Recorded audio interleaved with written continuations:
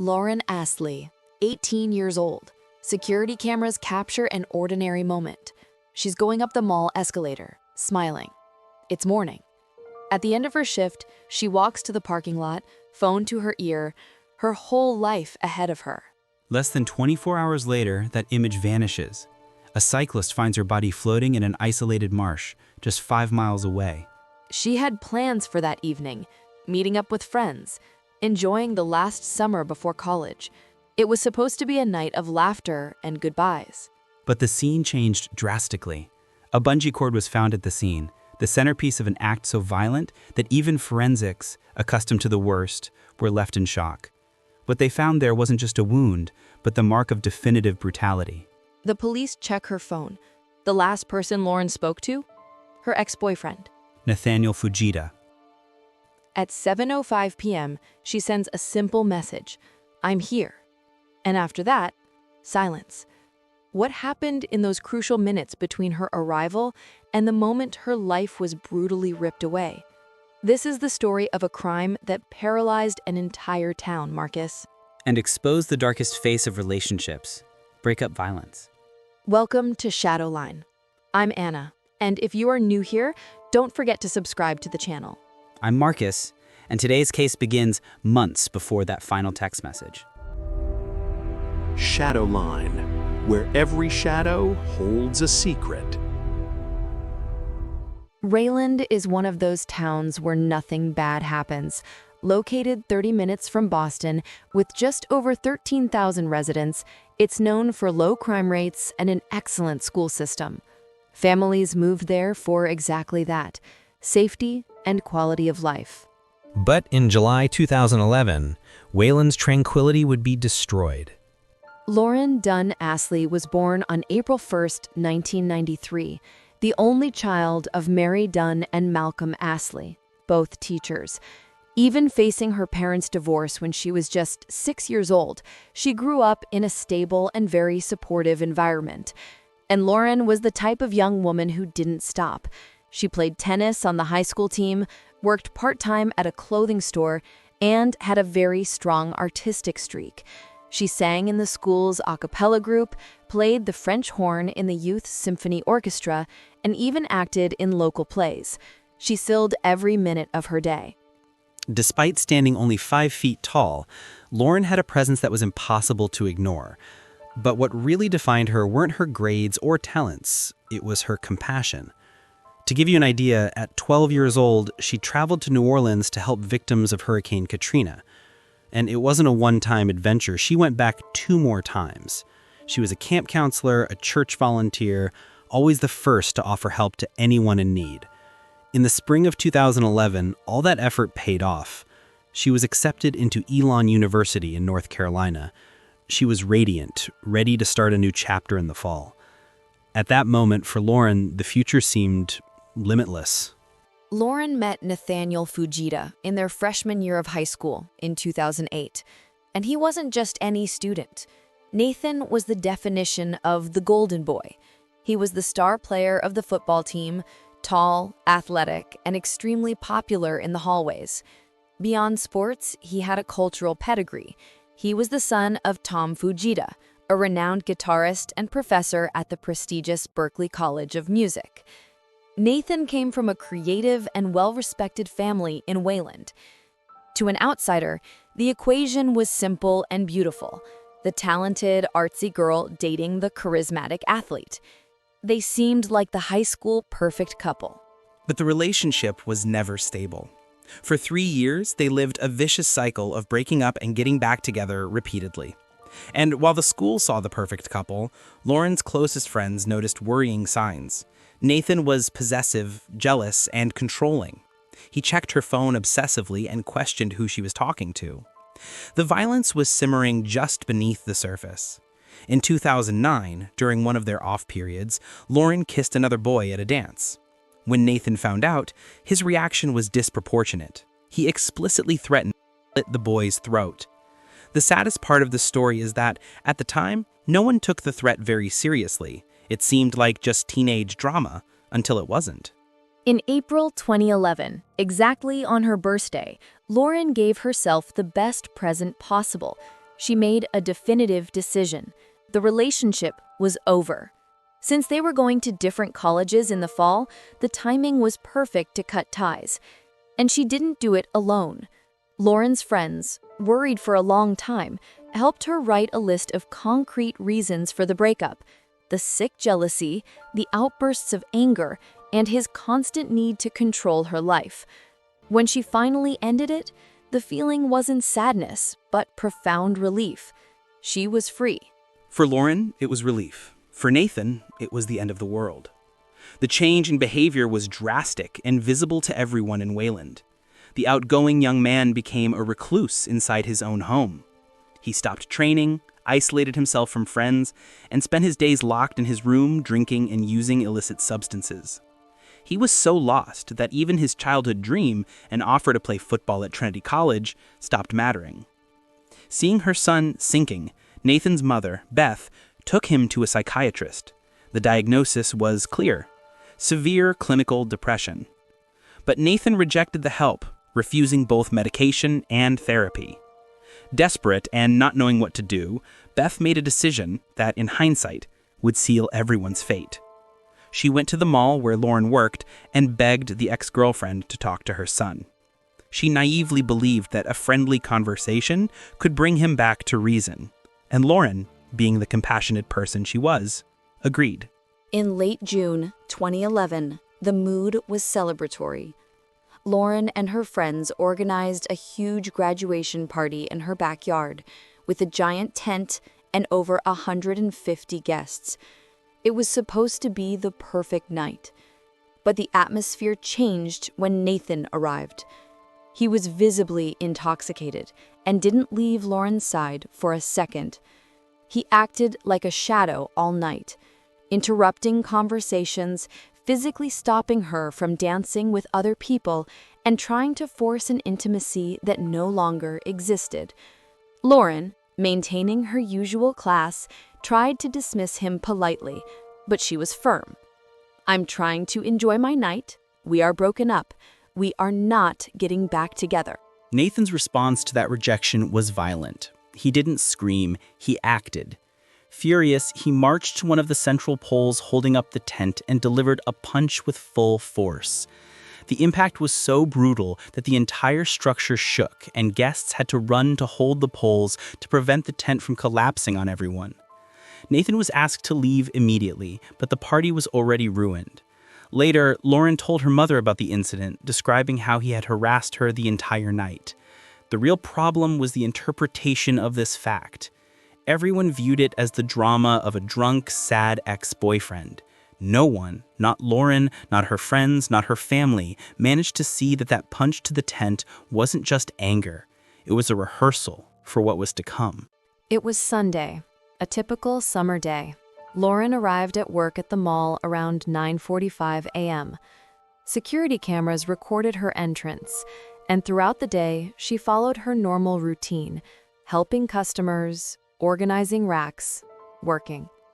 At 6:45 p.m., her shift ended. The same cameras captured her leaving the building, phone pressed to her ear. Phone records revealed that on the other end of the line was Nathaniel Fujita. Call analysis showed a pattern of persistence. Nathan had called Lauren 3 times that afternoon. He didn't just want to talk.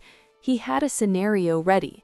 He insisted that his parents wouldn't be home and that this would be the perfect opportunity to talk in private with no one around. The trap was set. Lauren already had plans for that night, meeting friends for a walk in the park. But given his persistence, she agreed to make a small detour. In her mind, it would be quick, 5 minutes. One final conversation to close the matter, and then she would head out to meet her friends. The problem, and what makes this all the more harrowing, is that she didn't tell anyone about this change of plans. No one knew she was heading to the Fujita house. At 7:05 p.m., Lauren parked her car and sent a simple text message to Nathan. "I'm here." She didn't know it, but that single word would be the last communication Lauren Astley would ever make. At the park, Lauren's friends waited, Minutes turned into hours, and she didn't show up. They called, sent messages. Nothing. Just silence. That wasn't typical of Lauren. She was the type of person who always let people know if she was going to be 5 minutes late. At home, Malcolm Astley, her father, also felt something was wrong. The routine was sacred.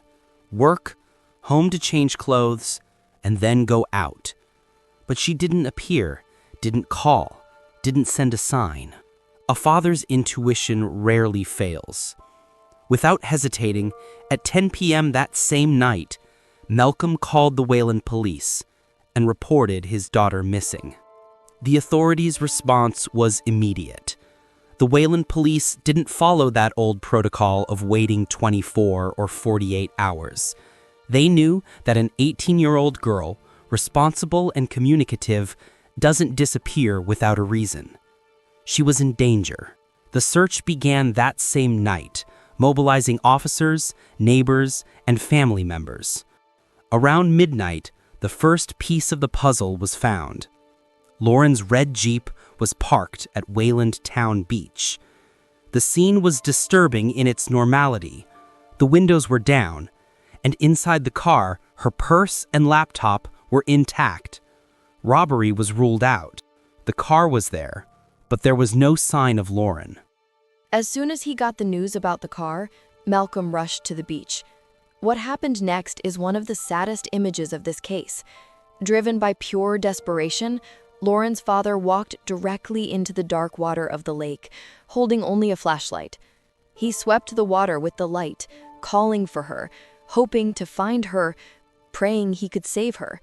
But she wasn't there. Lauren's friends set up camp on the sand and held a vigil through the night, staring at the horizon, hoping she would appear at any moment. But the sun rose, and Lauren never returned. It was July 4th, just before dawn. A cyclist was on his usual morning route when he passed an isolated marshy area, about 5 miles from Wayland. Everything was calm, until something strange in the dark water caught his eye. Upon getting closer, the shock was immediate. It was human legs floating among the aquatic vegetation. He called 911 right then. When the police arrived and pulled the body from the water, the scene was grotesque and the cause of death evident. A bungee cord was entangled in the victim's hair, and there was a deep, open wound on her neck. Unfortunately, there were no more doubts. It was Lauren Astley. And Malcolm, that same father who hours before was searching the lake with a flashlight full of hope, had to be called to perform the most painful task a human being can face. He had to walk into the morgue and officially identify the body of his only daughter. The bright future, college, the dreams, everything had ended there. The autopsy revealed the true dimension of the brutality of that attack. Lauren had been strangled with a bungee cord, but that wasn't enough. The killer had also slashed her neck repeatedly. The exam also found deep defensive wounds on Lauren's hands and arms. The evidence shows she didn't give up. She fought for her life with everything she had. But the cruelest detail came from the medical examiners. They determined that Lauren likely remained conscious for several minutes, feeling everything, while her life drained away. Even before the body was found, the police already had a name at the top of the list: Nathaniel Fujita. On the very night of the disappearance, investigators went to the family's home. The scene seemed common. Nathan and his mother Beth answered the door for the officers. There, in front of his mother and the authorities, Nathan maintained his composure. He admitted he saw Lauren that night, but constructed a harmless story. He said she stopped by, they talked for about 5 minutes outside the house, and then she left. He looked the officers in the eye and guaranteed he didn't see her again after that. But that story didn't stick. Investigators knew the data told another version. The message, "I'm here," sent at 7:05 p.m., placed Lauren at his house at the critical moment. Furthermore, the body was found just 5 miles away, in an area Nathan knew well. On the morning of July 4th, police returned to confront him, but found only confused parents. Nathan wasn't home, and his parents said they didn't know where he had gone. For the police, the flight was confirmation of guilt. They didn't waste any more time chatting. They went straight to the judge, presented the circumstantial evidence, and came back with what they needed: a full search warrant for the residence. What the police found inside the Fujita home was devastating. The residence had turned into a depository of incriminating evidence. In the garage, the scene spoke for itself. There were blood stains on the concrete floor, on the doorknob, and even in the kitchen and bathroom sinks. Scattered around the place, officers found several bungee cords, identical to the one used on Lauren's neck. The search went deeper. In a gym bag in the basement, they found a pair of sneakers covered in mud, a dark, thick mud that matched exactly the soil of the marsh where the body was dumped. And hidden in the attic above Nathan's room, the final piece of the puzzle. Another pair of bloody shoes and wet clothes, also stained with blood, that he had tried to hide. The DNA tests closed the net. All that blood belonged, without a shadow of a doubt, to Lauren Astley. Those pieces of evidence told a clear and terrible story. Lauren went to Nathan's house trusting him.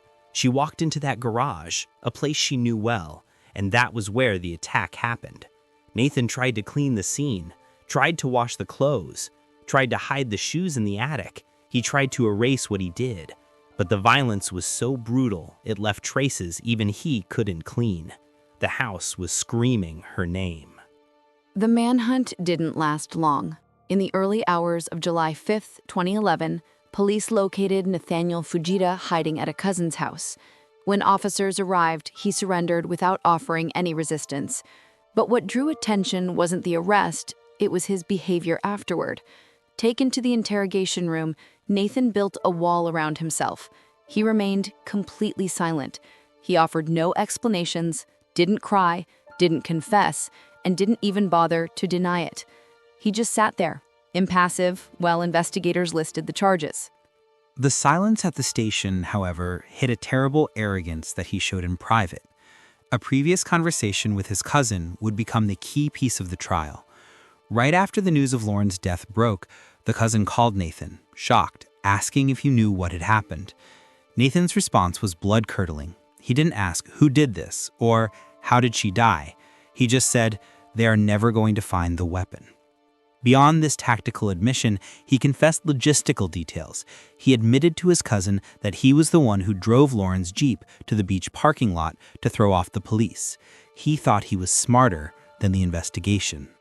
Based on the physical evidence and the indirect confession, investigators managed to assemble the puzzle of that night of July 3rd. It all started with the trap. Nathan knew he would be alone and lured Lauren there. She arrived at 7:05 p.m., trusting him. The attack happened in the garage. Nathan took a bungee cord and wrapped it around her neck, tightening with full force. Lauren fought desperately for her life. The wounds on her hands prove she tried to remove the cord. But while she was incapacitated by the strangulation, Nathan took a sharp object and attacked her neck repeatedly. The cuts were deep and multiple. It was a brutal and cowardly execution. What happened next reveals a frightening coldness. Immediately after taking her life, Nathan put on a pair of boots and put his plan into action. He carried Lauren's body and placed it in the trunk of his own car, a Honda CR-V. But before getting rid of her, he needed to create an alibi. He drove Lauren's Jeep to the beach parking lot, a quarter-mile away. He left the car with the windows down, purse and laptop inside, staging a scene to look like she had left voluntarily. He threw her keys into a storm drain and walked calmly back home. There, he swapped the boots for sneakers, got into his Honda with Lauren's body, and drove 5 miles to that isolated marsh. He dragged her into the water and hid her in the vegetation, hoping the secret would sink with her. Back at the house, the work wasn't done. Nathan spent hours meticulously cleaning the garage. He scrubbed the blood from the floor, the doorknobs, and the sinks. He hid the bloody clothes in the attic and the muddy sneakers in the bag. He thought he had been perfect, but forensic chemistry is relentless. Luminol would reveal the blood hidden in every crevice. The most disturbing detail, however, came from witnesses on the road. They reported seeing Nathan driving back from the marsh that night. He was shirtless, with the car windows down, blasting loud music. He wasn't crying. He wasn't in a panic. He was celebrating, feeling the breeze on his face, minutes after taking the life of the girl he once swore to love. The trial began on February 13, 2013, almost 2 years after the crime. Facing overwhelming evidence, the defense attorney, William Sullivan, didn't try to deny the undeniable. He admitted Nathan killed Lauren. The strategy was different, to plead temporary insanity. The defense built a complex argument based on 4 pillars to prove Nathan had a psychotic break. First, the severe clinical depression diagnosed after the breakup. Second, genetics. The Fujita family had a history of schizophrenia and mental disorders. Third, the physical factor.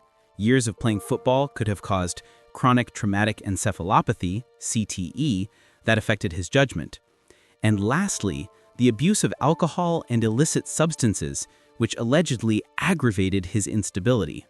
To support this thesis, a forensic psychiatrist testified that Nathan was likely in a dissociative state during the attack, a total disconnection between mind and body. According to this theory, he lacked the capacity to distinguish right from wrong in that moment. Nathan himself described this sensation in a disturbing way. He claimed he felt like a spectator, watching his body act independently of his will. He said he just grabbed Lauren with the cord, without fully understanding what he was doing or why he was doing it. It was the narrative of a sick boy, not a cold-blooded killer. But prosecutor Lisa McGovern didn't buy that story.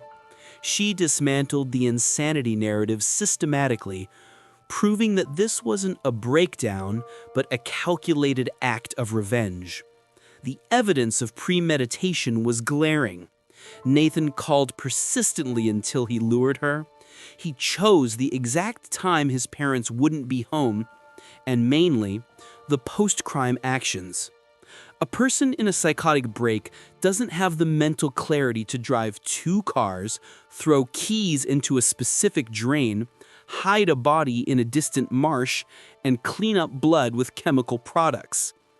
This level of organization requires logical reasoning, and that proved Nathan knew exactly what he was doing and the consequences of his acts. To nail the coffin on the defense, the prosecution brought back that old threat made in 2009.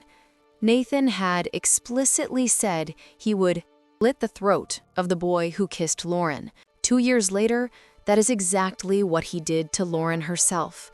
It wasn't madness, it was a pattern of violence. During 3 weeks of trial, the court lived through heavy days.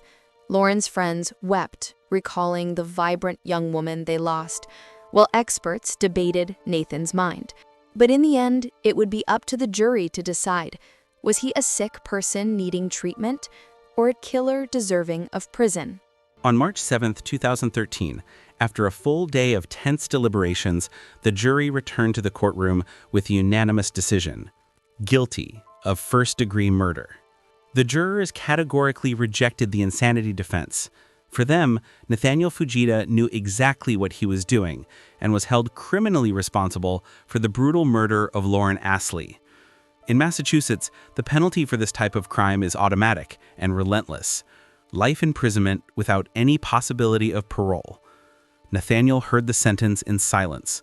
At 20 years old, his fate was sealed. He would spend the rest of his days until his last breath behind bars. But the most striking moment of that day didn't come from the judge, but from the victim. Right after the reading of the sentence, Malcolm Astley, Lauren's father, did something that silenced the courtroom.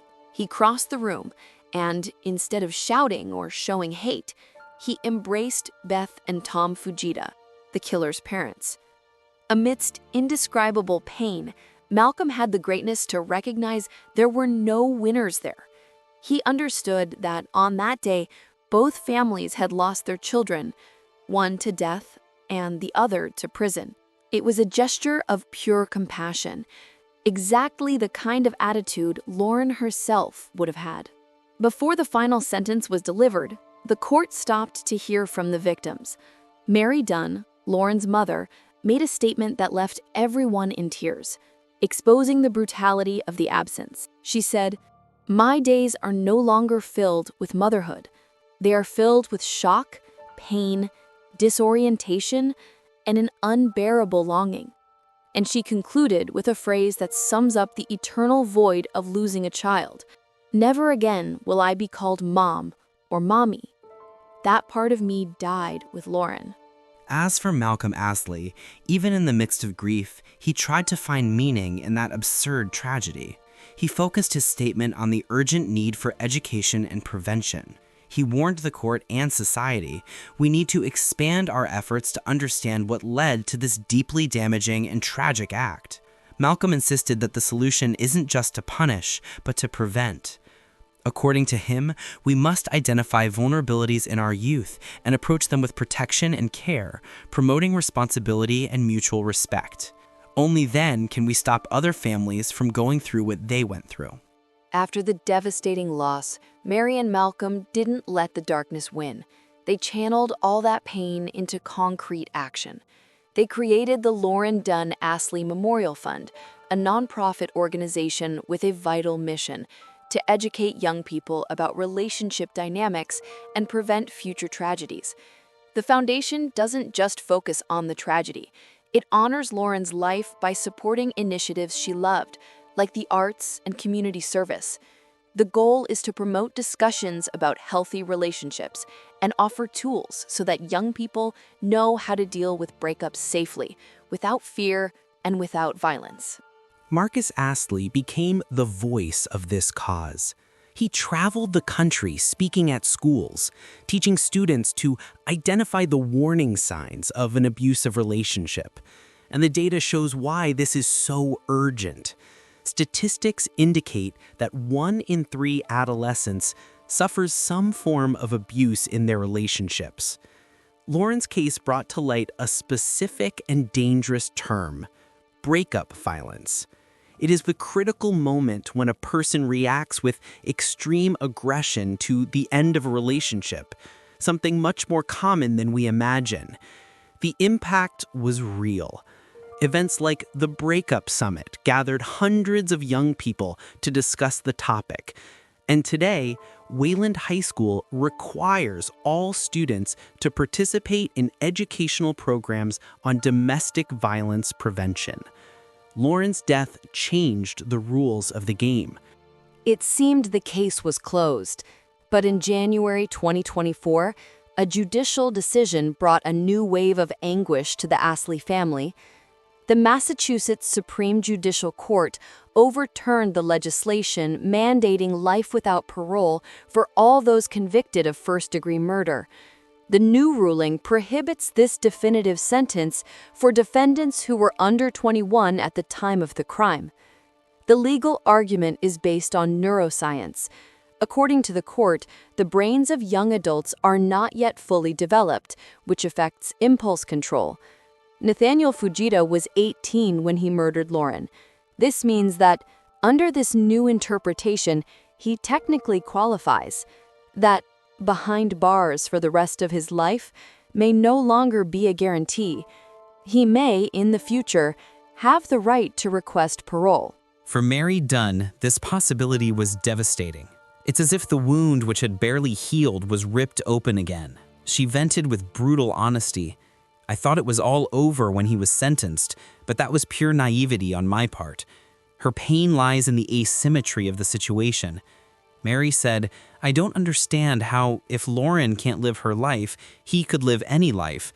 I don't want him to die. I don't believe in the death penalty, but he doesn't deserve to live a normal life. As of this recording, there is still no official definition if Nathaniel will effectively benefit from this review. But for the Astley family, just the existence of this possibility is already a new sentence. Lauren Astley had her whole life ahead of her. She was a talented, compassionate young woman, full of plans and dreams. She had just been accepted into the college she wanted so much and was about to start an exciting new chapter. But that chapter was never written. She was murdered by someone who claimed to love her, someone who couldn't accept the simple fact that she has decided to move on. Lauren lived only 18 years, and the tragedy is thinking about everything she could have become, if not for the possessiveness of a boy who wouldn't take no for an answer. Looking back, the warning signs were there all along. The excessive jealousy, the controlling behavior, the threat of violence in 2009, the punch to the tent pole. But no one, not Lauren, not her friends, not her family, imagined that it could escalate to murder. And that is exactly why talking about this is so crucial. Most people don't recognize these signs until it is too late. Wayland, that town that prided itself on its safety and tranquility, was forced to confront an uncomfortable truth. Violence can happen anywhere, in any zip code, committed by people who seem perfectly normal. The monster doesn't always hide in the shadows. Sometimes he's in the living room, smiling at the parents. Lauren Astley's case is unfortunately not unique. Every year, young people around the world are victims of breakup violence. But the difference here is that, thanks to the tireless work of Mary and Malcolm Astley, the pain has been transformed into protection. Lauren's story is saving lives. Her legacy lives on, inspiring changes in schools, promoting awareness, and hopefully preventing other young women from suffering the same fate. If you or someone you know is in a relationship that makes you afraid, seek help. Don't wait. Thank you for following Lauren's story with us. If this video touched you, leave a like and subscribe to Shadowline. We'll see you in the next investigation.